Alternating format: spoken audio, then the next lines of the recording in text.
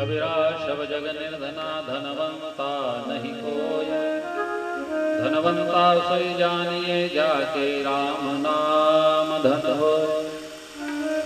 महाराज पदानि त्रीणि दैत्येंद्र, वो भी कैसे? सम्मितानि पदा मम, अपने पांव से नाप के लूंगा। राजा बलि ने नीचे से ऊपर देखा, कितना बड़ा होगा ये, देखा तो 52 होता बेचारा। अभी अपने छोटे छोटे पांव से कितना नापेगा, लेकिन चूंकि इसकी मांग ही यही है कि अपने पांव से नाप के लेना चाहता है। अहो ब्राह्मण दायाद वाचस्ते वृद्ध सम्मता, एक बार और सोच लीजिए। तुम बालो बाल सहमति, मुझे तो आपकी आदत जो है वो बचकानी लग रही है। वामन जी महाराज बोले ना, हम तो यही चाहिए। बीच में अचानक शुक्राचार्य जी महाराज टपक गए, कहे राजा बलि से, राजन ये दिखने में वामन है लेकिन वामन नहीं, ये विराट है, इसलिए सावधान, दान का संकल्प भूल के मत करना, दान देना मत, मना कर दिया। अब गुरु आदेश दे और शिष्य न माने, ऐसा होता है क्या? नहीं होता। लेकिन यहाँ पर कहते हैं कि राजा बलि ने गुरु शुक्राचार्य की बात को एक और रख दिया, माना ही नहीं बात।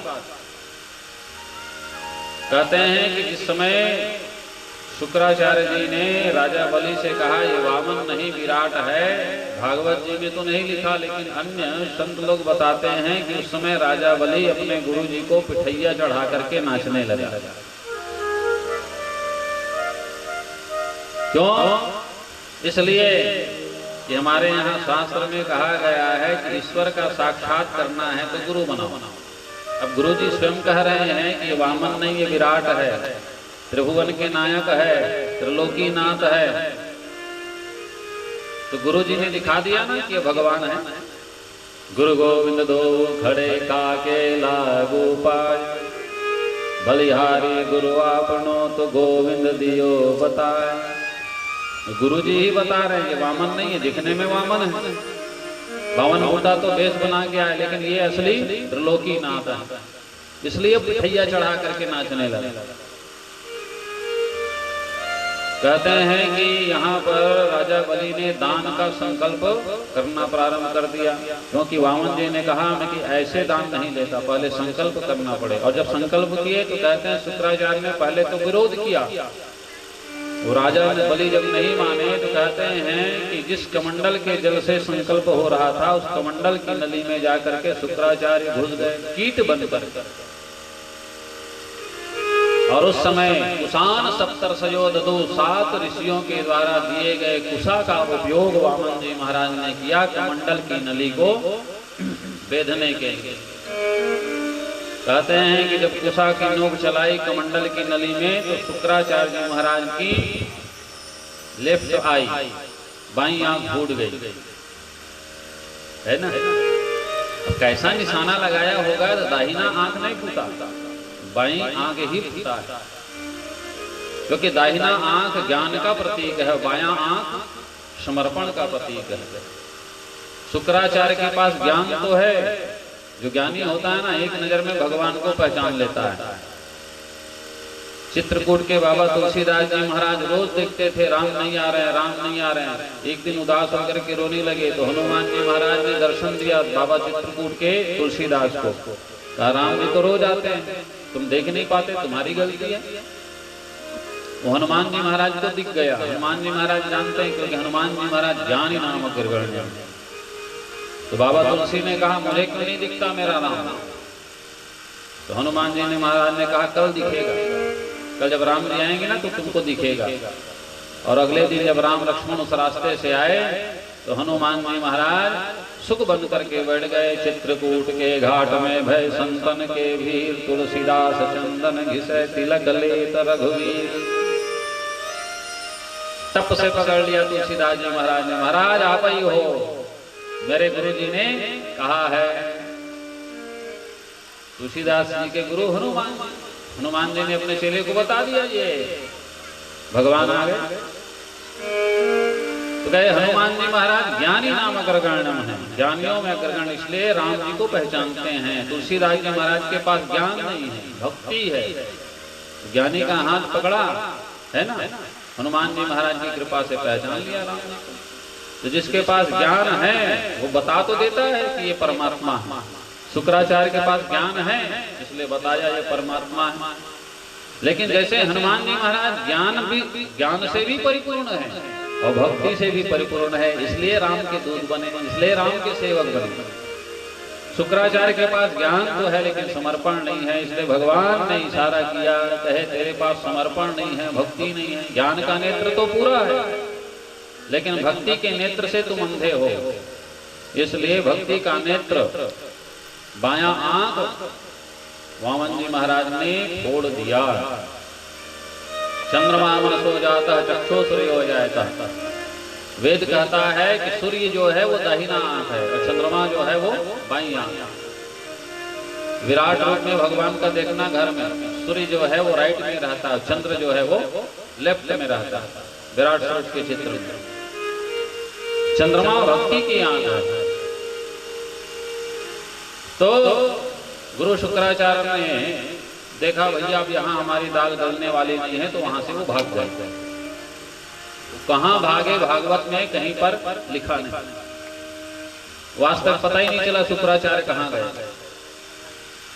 संकल्प पूरा हुआ और वामन जी महाराज ने फिर राजा बलि से अपना संकल्प पूरा करवाया। पहला पांव जब धरा है, सारा भूखंड सारा पृथ्वी एक पांव से नाप लिया। दूसरा पांव जब आगे बढ़ा तो भूलोक भुवहलोक स्वहलोक महलोक जनलोक तपलोक होते होते 6 लोकों का भेदन करते हुए भगवान वामन का वह दूसरा चरण ब्रह्मलोक में गया। जैसे ही ब्रह्मा जी ने देखा, पहचान लिया ये तो भगवान नारायण के चरण हैं। झट ब्रह्मा जी ने अपने कमंडल के जल से भगवान के पांव धोना चालू कर दिया। कहाँ? ब्रह्मलोक में। और कहते हैं भगवान नारायण के जब चरण धोए तो वही चरण का जल 3 लोकों को पवित्र करने लगा। स्वर्ग में मंदाकिनी बनकर, पाताल में भोगावती बनकर के, और पृथ्वी में वही जल पतित पावनी भगवती गंगा बनकर के बह रही है।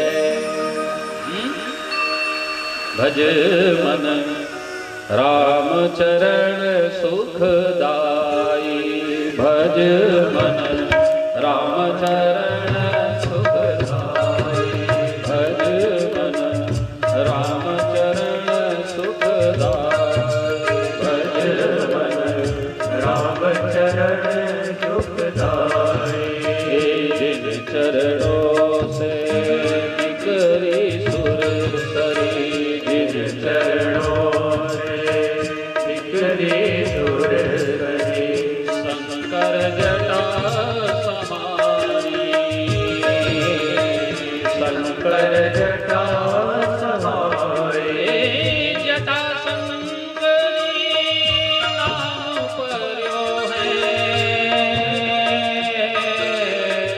त्रिभुवन तारण आए। भज मन राम चरण सुखदाई, भज मन राम चरण सुखदाई, भज मन राम चरण सुखदाई, भज मन राम चरण सुखदाई, भज मन राम चरण सुखदाई।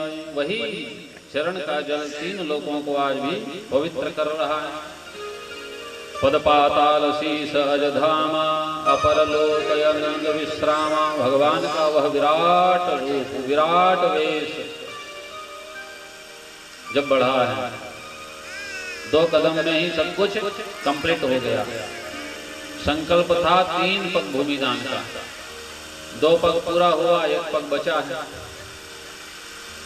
भगवान वामन जी ने राजा बलि से कहा, राजन ये तीसरे पग की पूर्ति कैसे करोगे?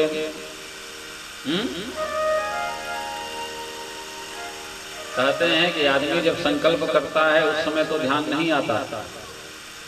शास्त्र में एक बात है, जब अग्नि के साथ फेरे लिए जाते हैं, जब सप्तवचन होते हैं, उस समय जो वामांग में बैठने वाली देवी होती है ना, वो अपने आर्य से एक वचन मांगती है।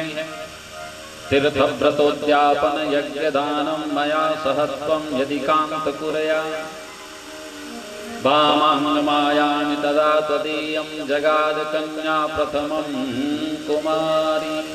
क्यों हेमंत बाबू हैं?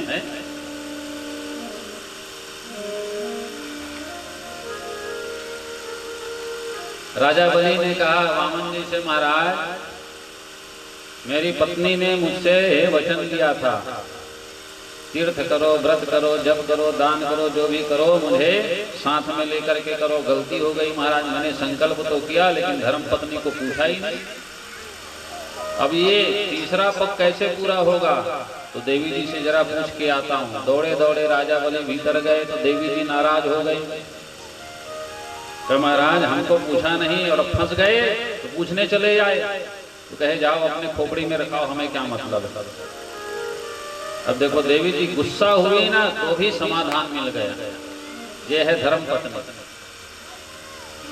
दौड़े दौड़े बाहर आए। वामन जी महाराज को हाथ जोड़ के कहे, महाराज कहे देवी जी ने कहा खोपड़ी में रखा लो। तो कहे ये तीसरा जो पग है ना महाराज, एक काम करो, कहे आप हमारे सिर पे अपना पग धर दीजिए।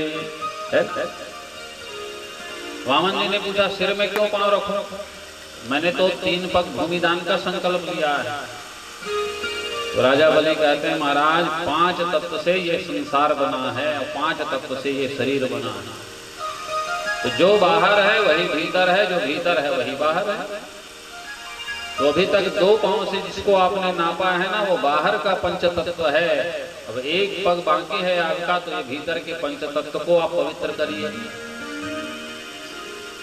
दूसरी बात, किसी संत ने बड़ा सुंदर जो है भाव बताया है। राजा बलि भगवान वामन से कहते हैं महाराज एक होता है धन और दूसरा होता है धनवान।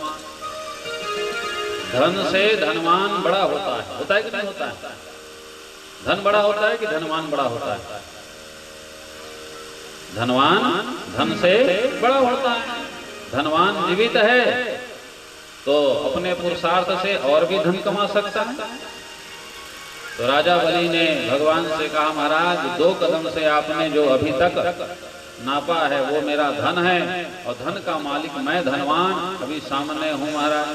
तो आप एक काम करिए, अपने तीसरे पग को पूरा करने के लिए, तीसरे मांग को पूरा करने के लिए आप मेरे शीश में अपना चरण रख दें। कहते हैं धन्य है भागवत के राजा बलि जिनके शीश में भगवान राम ने, भगवान श्याम ने, भगवान वामन ने अपना ये चरण धरा है। रामचरितमानस के एक भक्त देवी अहिल्या और भागवत जी के भक्त राजा बलि जिनके ऊपर भगवान के चरण रज की कृपा हुई है। धन्य है ऐसे भक्त और धन्य है ऐसे भगवान। बोलो सच्चिदानंद भगवान की जय। भगवान से प्रार्थना करो महाराज देना है तो ऐसा कुछ वरदान दिया करो।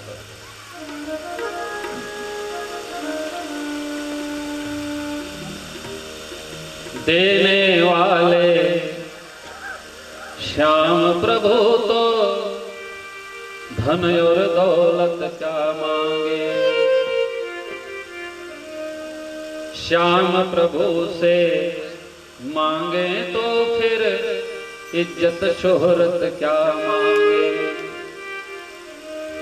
मेरे जीवन में तू कर दे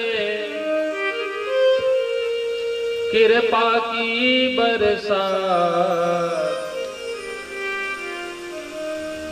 देना हो तो दीजिए जन्म जन्म का साथ। देना हो तो दीजिए जन्म जन्म का साथ। मेरे सिर पर रख दे बाबा, मेरे सिर पर रख दे बाबा अपने ये दोनों हाथ। देना हो तो दीजिए जन्म जन्म का साथ। श्याम तेरे चरणों की धूली सब दौलत से महंगी है। श्याम तेरे चरणों की धूली सब दौलत से महंगी है। तेरी नजर कृपा की कान्हा सब शोहरत से महंगी है। तेरी नजर कृपा की कान्हा सब शोहरत से महंगी है। मेरे दिल की तमन्ना इतनी, मेरे दिल की तमन्ना इतनी, करूं सेवा तेरी दिन रात। देना हो तो दीजिए जन्म जन्म का साथ। देना हो तो दीजिए जन्म जन्म का। झुलस रहे हैं गम की धूप में, प्यार की छैया कर दे तू। झुलस रहे हैं गम की धूप में, प्यार की छैया कर दे तू। बिन माझी के नाम चले ना, अब पतवार पकड़ ले तू। बिन माझी के नाव चले ना, अब पतवार पकड़ ले तू। मेरा रास्ता रोशन कर दे, मेरा रास्ता रोशन कर दे, मेरा रास्ता रोशन कर दे, मेरा रास्ता रोशन कर दे। छाई अंधियारी रात, देना हो तो दीजिए जन्म जन्म का साथ। अरे देना हो तो दीजिए जन्म जन्म का साथ। देना हो तो दीजिए जन्म जन्म का साथ। ईश्वरी कृपा मन सोचे नहीं होता है, प्रभु सोचे तत्काल। बलि चाहत थे स्वर्ग को तो भेज दिया पाताल। जीव का चाह कभी नहीं होता, वही होता है जो ईश्वर को मंजूर होता है, जो परमात्मा चाहते हैं, जो राम जी चाहते हैं। 100 यज्ञ का संकल्प लिया था स्वर्ग के लिए, ईश्वर की मर्जी नहीं थी। राजा बलि से भगवान ने कहा, राजन मैं प्रसन्न हूं, मांग लो क्या चाहते हो। राजा बलि ने भगवान से कहा, महाराज आप तो खुद मांगने आए हैं मेरे द्वार में, मैं आपसे क्या मांगू। तो महाराज जो आपकी मर्जी, जो चाहो करो। कहते हैं वामन जी महाराज ने फिर राजा बलि को सुतल लोक का राज्य दे दिया। कहते हैं पाताल लोक के राजा बना दिए राजा बलि को। श्रीमद् भागवत में यहाँ तक की कथा थी। आगे विष्णु पुराण के अंतर्गत जो है कथा आगे बढ़ती है। कहते हैं कि वामन जी महाराज इनसे, वामन जी महाराज ने जब राजा बलि से कहा, राजन मैं तुम्हें कुछ देना चाहता हूं, वरदान मांग लो। तो जब राजा बलि को पाताल लोक का राजा बना दिया, तो वामन जी महाराज से राजा बलि कहते हैं, महाराज आपने मुझे पाताल का राजा तो बना दिया, अब पूछते हैं कि कुछ वरदान मांग लो, कुछ मुझसे मांग लो। तो एक बात मैं अपनी ओर से कहता हूँ, महाराज आपने मुझे पाताल लोक का राजा बना दिया है, तो मेरे द्वार के आप पहरेदार बन जाइए, चौकीदार बन जाइए। चौकीदार बना दिए भगवान को। राजा बलि में ये ताकत है, भगवान चौकीदार बन गए। कहते हैं कब तक चली चौकीदारी, तो कहे 4 महीना पूरा चौकीदारी राजा बलि के द्वार पर भगवान नारायण करते हैं। अभी अभी भगवान की चौकीदारी खत्म हुई। कौन से दिन? देवोत्थानी एकादशी के लिए। जब तक देवशयनी एकादशी होता है जब ना, तो देवशयनी से देव उठनी तक भगवान की चौकीदारी राजा बलि के द्वार में होती है। जब वामन जी महाराज द्वारपाल बन गए, चौकीदार बन गए, नारद बाबा एक दिन बैकुंठ में पहुंचे। नारायण नारायण नारायण। देवी लक्ष्मी ने पूछा नारद जी से, कहे महाराज भगवान कहाँ हैं आजकल? नारद बाबा ने कहा ये तो आपको पता होगा। देवी लक्ष्मी ने कहा पता नहीं, देवताओं का काम साधने के लिए गए थे और अभी तक वापस नहीं लौटे हैं। तो नारद बाबा ने कहा अभी देवी जी टाइम है, कहे 4 महीना लगेगा। कहाँ है आजकल भगवान? तो कहे आजकल भगवान राजा बलि के यहाँ चौकीदारी कर रहे हैं। तो चौकीदारी से मुक्ति कैसे मिलेगी?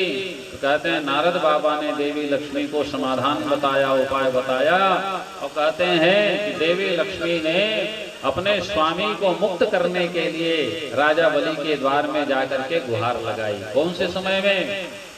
तो श्रावण का जो पूर्णिमा आता है ना, तो श्रावण की पूर्णिमा में देवी लक्ष्मी राजा बलि के द्वार गए। तो राजा बलि ने देवी लक्ष्मी का स्वागत किया, रक्षा सूत्र बनवाया, और बाद में जब बहन को देने की बारी आई तो लक्ष्मी जी से पूछा राजा बलि ने, देवी आपने मुझे भाई बनाया है तो मांग लो क्या चाहिए। देवी लक्ष्मी ने राजा बलि से कहा भैया देना ही है तो आपका वो द्वार का जो चौकीदार है ना, पहरेदार, वही मेरी झोली में डाल देते, वही मुझे उपहार देते। वामन जी महाराज समझ गए द्वारपाल की मांग करने वाला, चौकीदार की मांग करने वाला और कोई नहीं हो सकता, वो नारायण है, तो ये जरूर नारायणी है। राजा बलि ने पहचान लिया, देवी लक्ष्मी को प्रणाम किया और कहते हैं बड़े दिव्य सिंहासन में लक्ष्मी नारायण भगवान को बिठा करके राजा बलि स्वयं फिर जो है भगवान के वैकुंठ तक छोड़ने के लिए गए।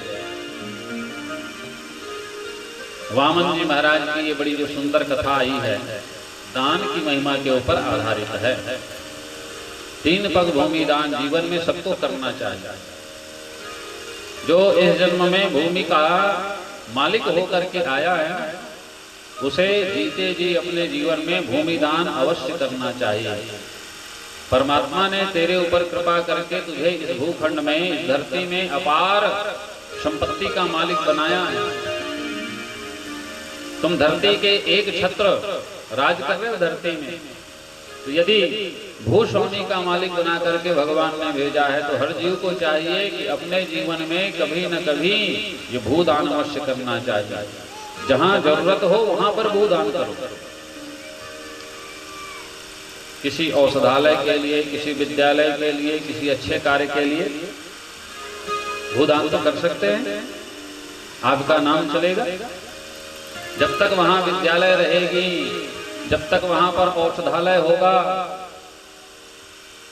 तब तक नाम चलेगा कि नहीं चलेगा? नहीं तो आए गए तो गोविंदाय नमो नमः, पूरी संपत्ति जहां पड़ी है वहीं पड़ी, फिर आपका क्या हुआ?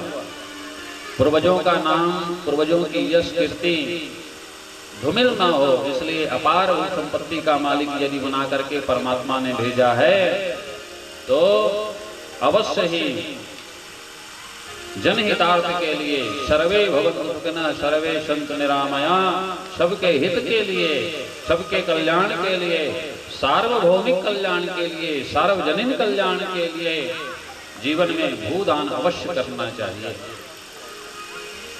कोई जरूरतमंद दीनहीन गरीब है, उनके रहने की व्यवस्था नहीं तो उनके रहने की व्यवस्था कर दीजिए।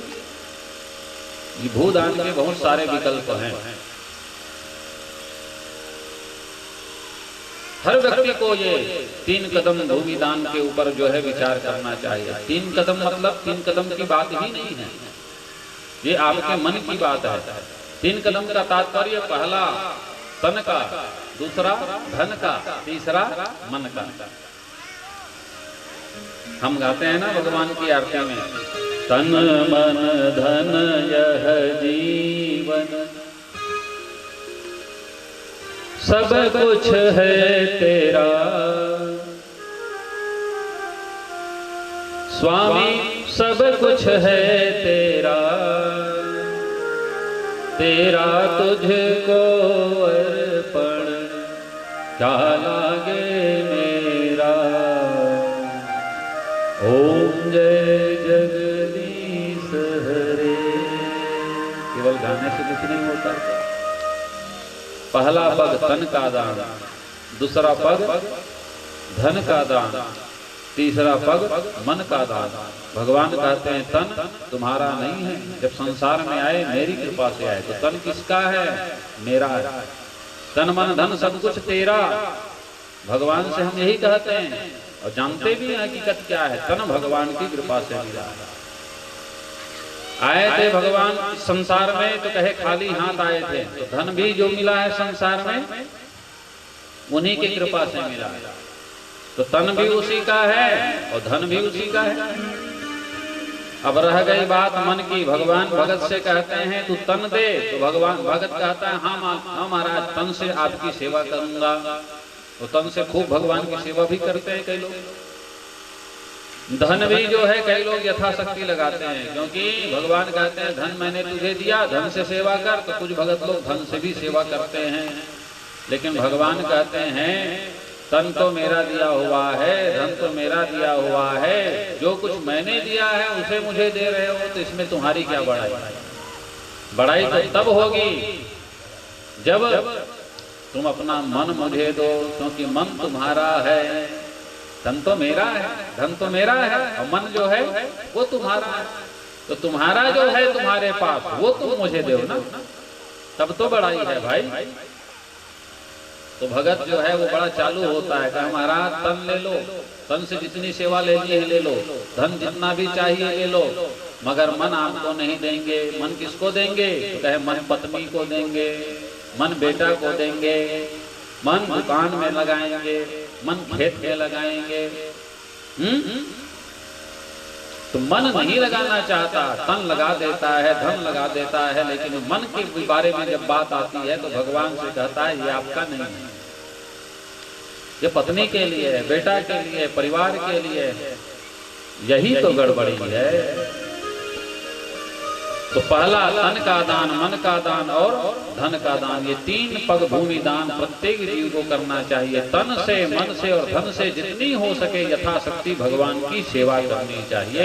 धन का मतलब ये नहीं है कि सब कुछ लुटा दो, ऐसा नहीं कहा जा रहा। यथाशक्ति पत्रम पुष्पम फलम तोजम यो में भक्त्या प्रयच्छति, पत्र से, पुष्प से, फल से जो कुछ भी है वो भगवान की सेवा करनी चाहिए और यथाशक्ति करनी चाहिए, सामर्थ्य के अनुसार करनी चाहिए, जितनी आपने सामर्थ्यता है।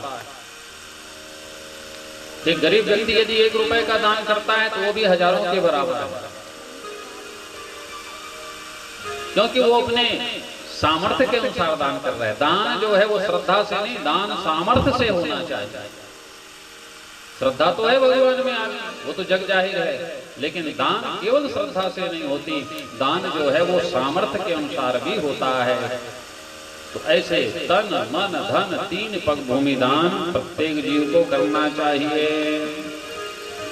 बोलो सच्चिदानंद भगवान की जय। मोहन से दिल क्यों लगाया है ये मैं जानूं या वो जाने, छलिया से दिल क्यों लगाया है ये मैं जानूं या वो जाने। मोहन से दिल क्यों लगाया है ये मैं जानो या हो जाने, मोहन से दिल क्यों लगाया है ये मैं जानो या हो जाने, ये मैं जानो या हो जाने, ये मैं जानो या हो जाने, ये मैं जानो या हो जाने, ये मैं जानो या हो जाने, ये मैं जानो या हो जाने, ये मैं जानो या हो जाने, ये मैं जानो या हो जाने, ये मैं जानो या हो जाने। मेरे कान्हा मेरे मोहन ओ मेरे छलिया, मेरे मोहन से दिल क्यों लगाया है ये मैं जानो या हो जाने, मोहन से दिल क्यों लगाया है ये मैं जानो या हो जाने, छलिया से दिल क्यों लगाया है ये मैं जानो या हो जाने, मोहन से दिल क्यों लगाया है ये मैं जानो या हो जाने।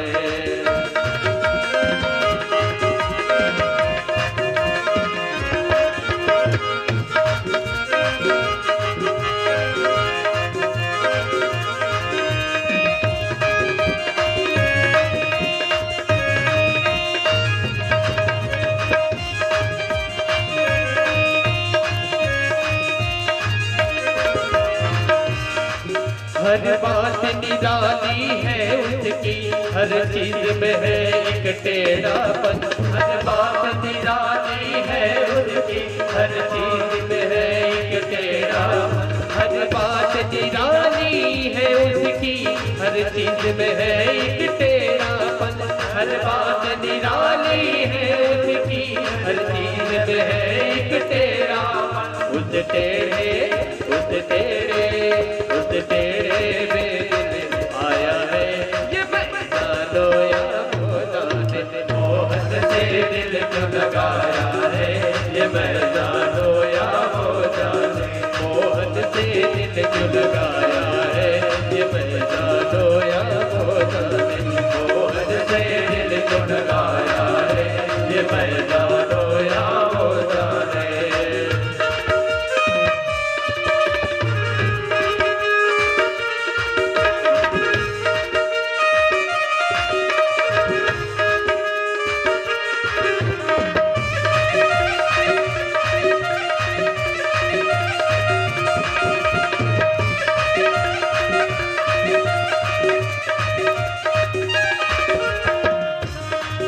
मिलता भी है वो मिलता भी नहीं, नजरों से मेरे हटता भी नहीं। मिलता भी है वो मिलता भी नहीं, नजरों से मेरे हटता भी नहीं। मिलता भी है वो मिलता भी नहीं, नजरों से मेरे हटता भी नहीं। मिलता भी है वो मिलता भी नहीं, नजरों से मेरे हटता भी नहीं। ये कैसा जादू डाला है, ये मैं जानो या वो जाने।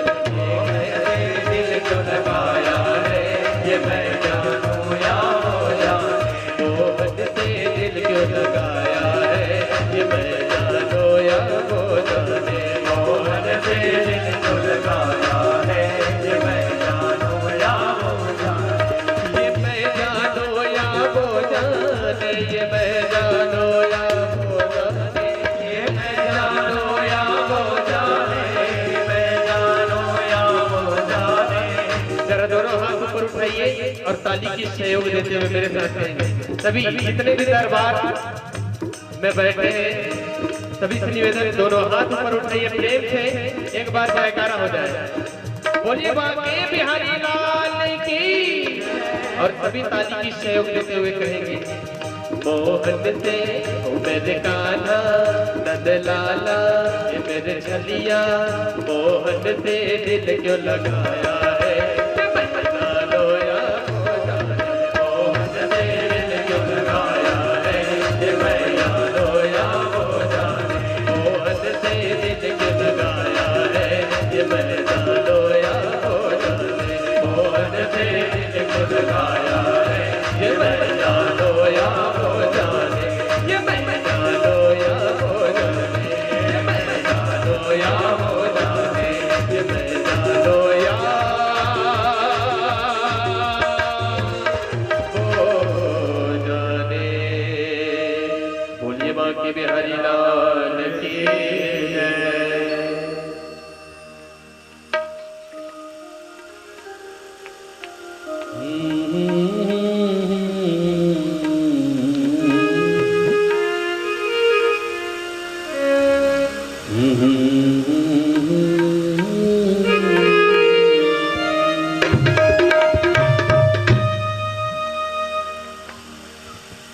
मेरे और मोहन की बातें या मैं जानूं या वो जाने।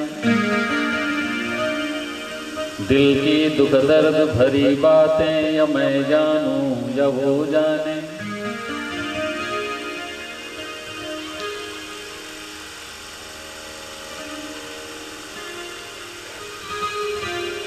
भगवन् श्रोतुम् इच्छामि हरेर अद्भुत कर्मणः।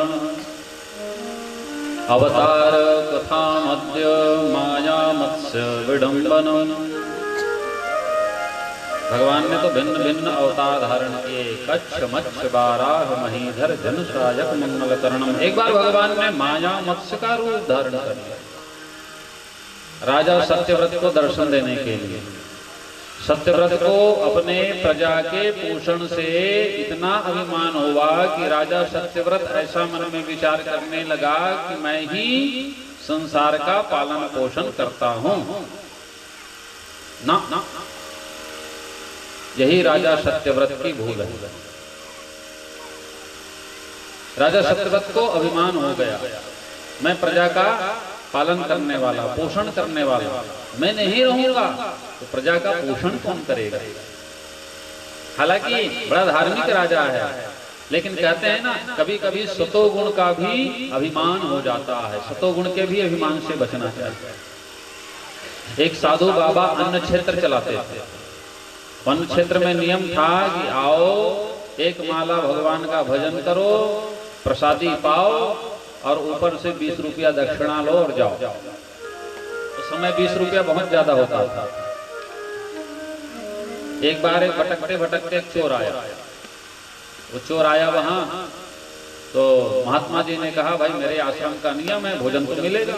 भूखा था चोर, उसने कहा बाबा जी मुझे भी भोजन दे दे, मुझे बड़ी भूख लगी है। साधु ने कहा मेरे आश्रम का नियम है एक माला जपो, प्रसाद लो और साथ में मैं दक्षिणा भी दूंगा आखिर में, लेकिन पहले एक माला जपनी पड़ेगी। चोर ने कहा हमें तो माला सटकानी आती है और माला वाला जपने का काम अपन से होगा नहीं। प्रसाद खिलाना है तो खिलाओ, नहीं तो फिर चलते हैं।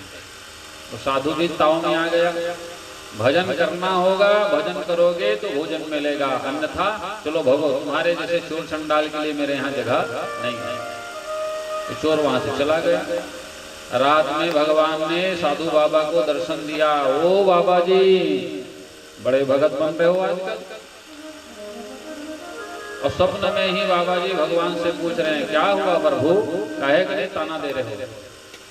तो भगवान ने भगत से कहा, साधु से कहा, अरे एक दिन के लिए तेरे दरवाजे में भेजा, एक दिन के लिए तुझे तू उसे नहीं संभाल पाया, एक दिन के लिए उसे भोजन नहीं दे पाया। किसे महाराज? अरे आज एक चोर आया था ना तेरे द्वार में भोजन करने के लिए, बड़ा भूखा था। तो महाराज साधु बाबा ने कहा स्वप्न में भगवान से, महाराज वो तो चोर था। तो मेरे आश्रम का नियम है कि जो एक माला भगवान का भजन करेगा उसी को मैं भोजन कराऊंगा। तो भगवान ने स्वप्न में ही साधु बाबा से कहा तू एक माला की बात करता है, वो एक बार भी राम का नाम नहीं भजता तो भी आज तक मैंने उसका पेट भरा, आज तक मैं उसको भोजन खिला रहा हूं। अब तूने एक माला की शर्त रखी है, अच्छी बात है, लेकिन वो भूखा था, यदि बिना माला जप किए भी उसको भोजन दे देता तो तेरा क्या बिगड़ जाता। साधु बाबा ने कहा फिर मेरे नियम का क्या होगा। भगवान ने कहा तेरे नियम जाए भर्री में। अरे वो चोर आया था और भूखा था, भूखा था, यही उसकी सबसे बड़ी पात्रता है। वो माला नहीं जपता, मत जपे, राम का नाम नहीं भजता, मेरा नाम नहीं भजता, ना भजे, उसकी परवाह नहीं है। भोजन के लिए माला जो है वो पात्रता नहीं है, भोजन के लिए भूख सबसे बड़ी पात्रता है। वह चोर भूखा था, यही उसकी सबसे बड़ी पात्रता थी। तूने उसे भोजन नहीं दिया, मुझे अच्छा नहीं लगा। आंख खुली तो साधु बाबा ने अपने कान पकड़े, भगवान हे परमात्मा मुझे क्षमा करो, मुझे समझ में आ गई बात। ये बात है गजानन जी है?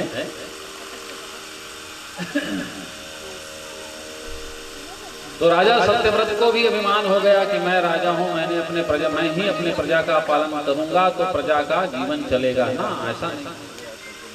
राजा सत्यव्रत सरोवर में गया नदी में स्नान करने के लिए। नदी में स्नान कर रहा था तो एक मछली आ गई। राजा ने उसे कमंडल में लिया, घर आ गया, लेकिन वो मछली वो तो स्वयं वो भगवान का माया मत्स्य है, वो भगवान, वो स्वयं भगवान है। माया मत्स्य का रूप बना करके राजा सत्यव्रत के घर आया, कमंडल में लेकर के आया था। आधी घड़ी में ही कमंडल से बड़े आकार का हो गया। राजा सत्यव्रत ने देखा अरे तो मछली बढ़ गई, इसे बड़े पात्र में रखा जाए। फिर से बड़े पात्र में रखा। माया मत्स्य भगवान ने कितनी सुंदर माया दिखाई। जितने बड़े पात्र बदलता गया राजा सत्यव्रत, वो मछली उतनी ही बड़ी होती गई और इतना विशाल हो गया। अंत में राजा के यहाँ कोई ऐसा पात्र नहीं बचा जिसमें उस मछली को रखा जा सके। तो राजा ने उस मछली को पुनः जहाँ से लाया था वहीं छोड़ दिया। सारा अभिमान खंडित हो गया, सारा अभिमान टूट गया। जिस वक्त राजा ने मछली को वापस नदी में छोड़ा तो कहते हैं उसी समय उस नदी से ही भगवान नारायण ने मत्स्य नारायण बन करके राजा सत्यव्रत को बड़ा सुंदर उपदेश दिया। कहे राजन, तू करने वाला कुछ नहीं, करता तो मैं ही हूं, तू केवल एक माध्यम है। मैंने तुझे केवल एक माध्यम बनाया है, तो वास्तव में करने वाले परमात्मा है। हमें भगवान ने केवल एक माध्यम बनाया है। मत्स्य नारायण भगवान ने बड़ा सुंदर राजा सत्यव्रत को उपदेश दिया है। आगे कथा आती है राजा अम्बरीश की। अम्बरीशो महाभागा सप्तद्वीपवतीं महिम तस्य तर्यगति साक्षात् दुर्वासा भगवान भूत। दुर्वासा जी महाराज एक दिन अतिथि बनकर के आए। किसके? राजा अम्बरीश के।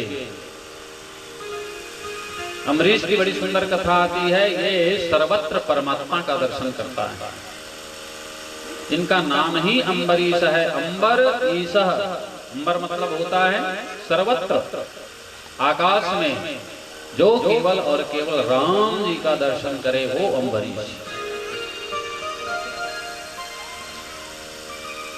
सिया राम सिया राम मय सब जग जानी, करऊं प्रणाम जोरे जुग पानी। सिया राम मय सब जग जानी, करऊं प्रणाम जोरे जुग पानी। सिया राम मय सब जग जानी, करऊं प्रणाम जोरे जुग पानी।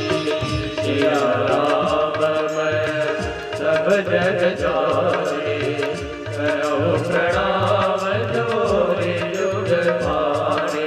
जड़ चेतन जग जीव जत सकल राममय जानी, बंदों सबके पद कमल सदा जोरे जुग पानी।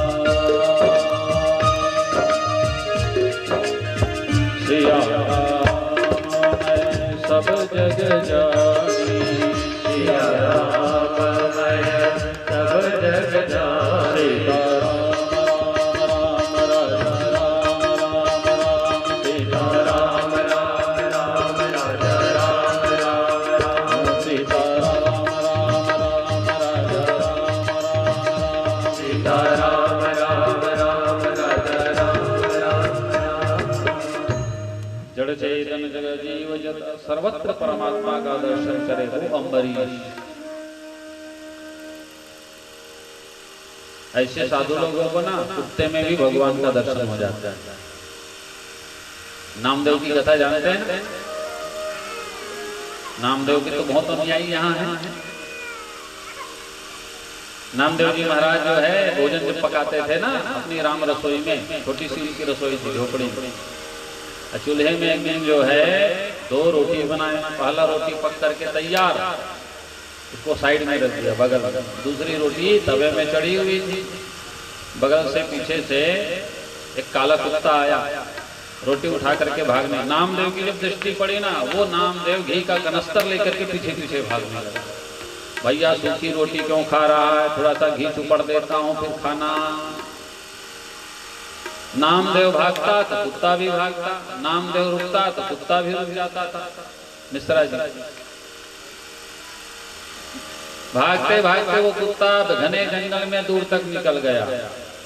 और दूर जब निकल गया कहते हैं कुत्ते के भीतर से ही परमात्मा प्रकट हो गए। वाह नामदेव तेरी भक्ति से मैं खुश हो गया। नामदेव कहता है महाराज ये मैं वो घी का कनस्तर लेकर के भाग रहा था, तो कुत्ते में भी वो भगवान को देख रहा था। तो कुत्ते में भी जो भगवान को देख ले, सिया राम मैं सब जग जान। सर्वत्र परमात्मा का दर्शन करने वाला अम्बरीश, जिनके यहाँ दुर्वासा अतिथि बन करके आए, कह दिया हम सरोवर से आ रहे हैं, भोजन लेंगे। द्वादशी की तिथि थी। अम्बरीश जी महाराज एकादशी के व्रत का पालन किया करते थे। दुर्वासा जी महाराज आए द्वादशी की तिथि में, कहे हम आ रहे हैं सरोवर से, भोजन लेंगे, उसके बाद पारणा करना। जी महाराज। और दुर्वासा जी महाराज गए, वो आने का नाम ही नहीं है। ऐसे तैसे कहते हैं कि द्वादशी की तिथि सरकने लगी, और कहते हैं त्रयोदशी लगने से पहले एकादशी का पारणा होना चाहिए, द्वादशी के रहते। अब अम्बरीश जी महाराज सोचने लगे, दौड़े दौड़े संतों के पास गए, महाराज एक अतिथि आए हैं दुर्वासा, बड़े क्रोधी संत हैं, अब बोल के गए हैं कि हमारे आने के बाद पारणा करें, पहले हमें जी माना, अब करूं तो करूं क्या। संतों ने कहा जब तक महात्मा नहीं आते एक काम करो, कहे भगवान विष्णु का जल ले लो, भगवान विष्णु शालिग्राम का चरणोदक ले लो, पान कर लो, कम से कम आपका व्रत तो खंडित नहीं होगा। दुर्वासा जी महाराज ने ऐसा ही किया, और जब अम्बरीश जी महाराज ने ऐसा ही किया, चरणोदक ले लिया भगवान विष्णु का। बाद में जब दुर्वासा आए, इनको पता चला इनका पारणा तो पूरा हो गया। दुर्वासा ने सोचा हो ना हो जी ये भोजन कर लिया है। वो लाल पीले हुए दुर्वासा जी महाराज, और लाल पीले होकर के तुरंत जो है अपनी जटा से एक केस उखाड़ा, केस उखाड़ करके नीचे जमीन में पटका, तो भयानक कृत्या प्रकट हो। वो कृत्या अम्बरीश की ओर दौड़ी खाने के लिए, लेकिन कहते हैं अम्बरीश जी महाराज के चारों ओर सुदर्शन चक्र का पहरा था। भगवान नारायण ने 1 वर्ष पहले से ही सुदर्शन चक्र को अम्बरीश की रक्षा के लिए नियुक्त किया हुआ है। देखो गवाही है। बोलो सच्चिदानंद भगवान की जय। हम वही बात बोलते हैं जो भागवत में लिखा होगा, और इसका जो है समर्थन भी जो है मिल गया है ना। तो सुखदेव बाबा राजा परीक्षित से कहते हैं, राजन अम्बरीश जी महाराज के चारों ओर सुदर्शन का पहरा है। और केवल अम्बरीश की बात नहीं है, संसार में जो कोई भी भगवान विष्णु का व्रत धारण करता है, भगवान विष्णु का सुदर्शन उनका पहरेदार बन जाया करता है। सुदर्शन ने कृत्या को काट डाला, और वही सुदर्शन दुर्वासा जी महाराज के पीछे दौड़े। मेरे भगत को सताता है, मेरे भगत को परेशान करता है। कहते हैं आगे आगे दुर्वासा, पीछे पीछे सुदर्शन जी महाराज। अब ये दुर्वासा भागने लगे। वो कहाँ तक भागे, तो कहे ब्रह्मा जी के धाम गए। ब्रह्मा जी ने कह दिया ना, मैं तुम्हारा कोई मदद नहीं कर सकता। भगवान शिव के धाम गए तो भगवान शिव ने कहा ना महाराज, मैं भी तुम्हारी कोई मदद नहीं कर सकता। भगवान नारायण के धाम गए, दुर्वासा जी महाराज कहे नारायण के यहाँ शरण मिल जाएगी। जैसे ही नारायण के यहाँ गए, नारायण भगवान ने एक ही लाइन में कह दिया, अहम भक्त पराधीनो या स्वतंत्र द्विज साधुभिर्ग्रस्त हृदयो भक्तैर्भक्तो जनप्रियः। बाबा जी अहम भक्त पराधीनो, मैं तो भक्त के पराधीन हूँ। नारद बाबा ने राम जी को श्रापित किया था, मालूम है ना। परम स्वतंत्र न सिर पर कोई। और भगवान यहाँ पर क्या कह रहे हैं, अहम भक्त पराधीनो। नारद जी महाराज तो भोले भाले हैं, माया में भूले हुए हैं। विश्व मोहिनी के स्वयंवर में नारद बाबा ने राम जी से कहा, महाराज भगवान नारायण से मुझे सुंदर बना दो, आपके जैसा रूप दे दो। भगवान नारायण ने नारद बाबा को सुंदर नहीं बनाया, क्या बनाया, बंदर बना दिया। मांगा था सुंदर, करो, बना दिया बंदर करो।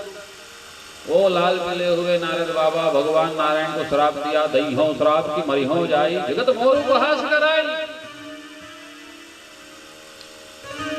मेरा उपहास करने का दंड लेना पड़ेगा। परम स्वतंत्र हो ना, तुम्हारे सिर पर कोई नहीं, इसलिए मनमानी करते हो, मैं श्राप देता हूँ। वो श्राप दिया था नारद जी ने, तुम्हें भी नारी विरह में भटकना पड़ेगा जैसा मैं भटक रहा हूं मोहिनी के लिए। भगवान विष्णु ने कहा जो आ गया, और तब भगवान विष्णु राम बन करके आए। यहाँ पर भगवान नारायण दुर्वासा जी महाराज से कहते हैं, महाराज हम भक्त पराधीनो। भक्त भले ही मुझको स्वतंत्र मानता है, परम मैं स्वतंत्र नहीं हूँ, मैं तो भक्त के पराधीन हूँ। भागवत जी में स्पष्ट व्याख्या की है, स्पष्ट घोषणा की भगवान। कहते हैं दुर्वासा जी को भगवान नारायण के धाम में जब शरण नहीं मिला तो दौड़ते हुए वापस लौट रहे थे। नारद बाबा को दया आ गई। नारद बाबा ने दुर्वासा से पूछा, गुरुजी कहाँ दौड़ गए हो? दुर्वासा जी ने नारद को इशारा में बताया, देख नहीं रहे पीछे लगा हुआ है सुदर्शन। नारद बाबा ने दुर्वासा का संकेत किया, कहे महाराज आपकी दौड़ उल्टी दिशा में है, आप सीधी दिशा में नहीं दौड़ रहे हो, आप अपनी दिशा सुधारिए। कहे किधर दौड़ना चाहिए? तो कहे अपराध जिसका किया है शरण भी वहीं पर मिलेगा। अपराध दास का किए हो और दौड़ लगा रहे हो दासपति की हो, अपराध भगत का किए और दौड़ लगा रहे हो भगवान की हो। संसार में इसी गलती सब लोग करते हैं, यही गलती संसार में हम लोग अक्सर किया करते हैं। अपराध हम किसका करते हैं? अपराध हम अपने ही बीच के व्यक्तियों का करते हैं। कभी गाली देते हैं, कभी कुछ करते हैं, कभी कुछ करते हैं। अपने ही साथ रहने वाले सामाजिक व्यक्तियों के साथ, पारिवारिक व्यक्तियों के साथ, अपने ही घर वालों के साथ अपराध करते हैं। न तो पिता का धर्म मानते हैं, न तो पुत्र का धर्म मानते हैं, न सखा का धर्म मानते हैं, न भ्रातृ का धर्म मानते हैं, भाई का धर्म निभाते हैं। अपराध कहाँ का करते हैं? चाहे समाज का करते हैं, परिवार का करते हैं। और बड़े बगुला भगत बन के बड़े सवेरे बैठ जाते हैं भगवान नारायण के सामने कि भगवान हमारे सारे अपराध क्षमा करो, अपराध सहस्राणि क्रियन्ते हर्निशं मया। भगवान कहते हैं मेरे संसार में सबको तकलीफ देते हो, मुझसे आकर के क्षमा याचना करते हो, यही तुम्हारी गलती है, यह अपराध है। अपराध हमने जिसका किया है, पड़ोसी का अपराध किया तो पड़ोसी से क्षमा मांगो, मित्र का अपराध किया तो मित्र से क्षमा मांगो। भगवान तो कह रहे हैं मैं सर्वत्र हूं, त्वमेव माता च पिता त्वमेव, त्वमेव बंधुश्च सखा त्वमेव। जब सर्वत्र मैं हूं तो उसका दिल तुम क्यों दुखाते हो भाई? किसी और का कलेजा काटने के बाद तुम चाहे कितना भी दंडवत करो, उसका परिणाम सुलभ नहीं होगा। अपराध जिसका किया है वहीं तुम्हें क्षमा याचना मिलेगी। नारद बाबा ने दुर्वासा को जो समझाया है, दुर्वासा जी महाराज दौड़े दौड़े अम्बरीश के पास गए। अम्बरीश ने जब देखा संत दुर्वासा बड़े ही दीन नजर आ रहे हैं, बड़े दुखी नजर आ रहे हैं, सुदर्शन की प्रार्थना की है अम्बरीश जी महाराज। नमः सुनाभाखिल धर्म से तवे, या धर्मशीला सुर धूम के तवे, त्रैलोक्य गोपाय विशुद्ध वर्चसे, मनोजवायाद्भुत कर्मणे गृणे। आपके कर्म बड़े महान है प्रभु, आप हमेशा जिस भक्त के वचनबद्ध हो जाते हो, उस भक्त की रक्षा के लिए आप अपना सब कुछ दांव लगा देते हो। आपके शरण देने से मैं कृतार्थ हुआ, लेकिन प्रभु प्रार्थना है कि दीन के ऊपर, साधु के ऊपर आप दया करें। जब बहुत प्रार्थना किया है दुर्वासा जी महाराज को, तब जाकर के सुदर्शन ने छोड़ा है। दुर्वासा जी महाराज के ऊपर सुदर्शन की कृपा हुई। इस तरह से राजा अम्बरीश की कथा, नवम वंश की कथा, नवम स्कंद की कथा प्रारंभ होती है। सूर्यवंशी राजाओं का बड़ा सुंदर विशद वर्णन किया है। ब्रह्मा जी से मरीचि, मरीचि से कश्यप, कश्यप से मनु। ब्रह्मा जी के ही वंश में सूर्य वंश का बड़ा सुंदर सुखदेव जी महाराज ने राजा परीक्षित को निवेदन किया। ब्रह्मा से मरीचि, मरीचि से कश्यप, कश्यप से विवस्वान, विवस्वान से वैवस्वत मनु। ये सब क्रमशः जन्म होते गए। वैवस्वत मनु से इक्ष्वाकु नाम का बेटा हुआ, इक्ष्वाकु से विकुक्षु नाम का बेटा हुआ, विकुक्षी इनका बेटा हुआ दृढ़ास्व, दृढ़ास्व का बेटा हुआ पुरुकुश, उसका बेटा हुआ त्रसदस्यु, त्रसदस्यु का बेटा हुआ त्रिबंधन, त्रिबंधन का बेटा हुआ त्रिशंकु। ये क्रम आगे बढ़ा। त्रिशंकु के वंश में आगे चल करके हरिश्चंद्र राजा आया, जिनके विषय में कौन नहीं जानता। हरिश्चंद्र समो राजा न भूतो न भविष्यति, सत्यवादी दया राजा शूरा परम धार्मिक। कौन नहीं जानता राजा हरिश्चंद्र को। इनके बेटे हुए रोहित, रोहित का बेटा हरित, हरित का बेटा चंप, चंप का बेटा सुदेव, इनका बेटा हुआ विजय, विजय का बेटा भरु, भरु का बेटा वृक, वृक का बाहु, बाहु का सगर, सगर के हुए असमंजस। सगर के 60,000 पुत्रों को कपिल मुनि ने भस्म कर दिया। राजा सगर ने यज्ञ इतिहास में, और जब राजा सगर ने अश्वमेध यज्ञ किया तो इंद्र का इंद्रासन डोलने लगा। इंद्र ने अपने दूत भेज करके घोड़ा चुरा लिया, और घोड़ा चुरा करके कपिल मुनि के आश्रम में बांध दिया। घोड़ा ढूंढते ढूंढते जब सगर के बेटे लोग पहुंचे कहाँ, कपिल मुनि के आश्रम, तो सोचने लगे कि यही चोर है। जिसके घर में बंधा है चोर तो वही होगा ना, जिसके घर में माल मिलेगा, है ना, इल्जाम तो उसी के ऊपर लगेगा। कपिल मुनि से कहे कि तुम चोर हो। कपिल मुनि को बड़ा गुस्सा आया, क्रोध के आविर्भूत होकर के कपिल मुनि ने श्राप दे दिया। सभी जल करके भस्म हो गए कपिल मुनि के क्रोध ज्वाल में। इसी सगर के बेटे हुए असमंजस, असमंजस ने मन में विचार किया मेरे और भाइयों का कल्याण करने के लिए और पिता की आत्मा को शांति देने के लिए मुझे गंगा मैया को प्रकट करना चाहिए। गंगा मैया की खूब आराधना की, तपस्या की, लेकिन असमंजस जी महाराज तप करते करते करते करते बहुत साल बीत गए। वो खुद असमंजस में फंस गया, पता नहीं गंगा मैया आएगी कि नहीं आएगी। असमंजस का बेटा हुआ अंशुमान, इतना तप किया, इतना तप किया, तब करते करते खूब आंसू बहाया अंशुमान ने, लेकिन गंगा मैया प्रकट नहीं हुई। अंशुमान के पुत्र हुए दिलीप जी महाराज, तब किया तो गंगा मैया थोड़ा सा दर्शन दिए, गुड़ घाड़ ऐसा करके थोड़ा बहुत बदली बदली आया, घुड़घुड़ाई, लेकिन गंगा मैया प्रकट नहीं हुई। दिलीप तब करते करते थक गया। दिलीप के वंश में भगीरथ जी महाराज हुए। इस भगीरथ ने अन्न जल का त्याग कर दिया। जब तक भगवती गंगा प्रकट नहीं होगी तब तक मैं जो है अन्न जल का त्याग करता हूँ एक निष्ठ हो करके। तब मैं ऐसा बैठा और भगीरथ जी महाराज के इतने अथक पुरुषार्थ हो गए तो कहते हैं कि भगवती गंगा को दर्शन देना ही पड़ा।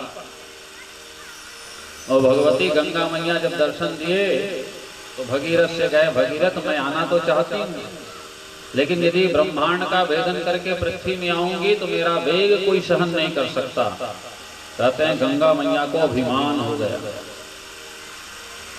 तो भगीरथ ने कहा देवी उसकी चिंता मत करो, मैं भगवान भूत काल भोलेनाथ को जो है भूत भावन भोलेनाथ को प्रसन्न करूंगा। और भगीरथ जी महाराज ने भगवान भोलेनाथ को प्रसन्न किया। जय शिव जय शिव जय शिव महादेवा,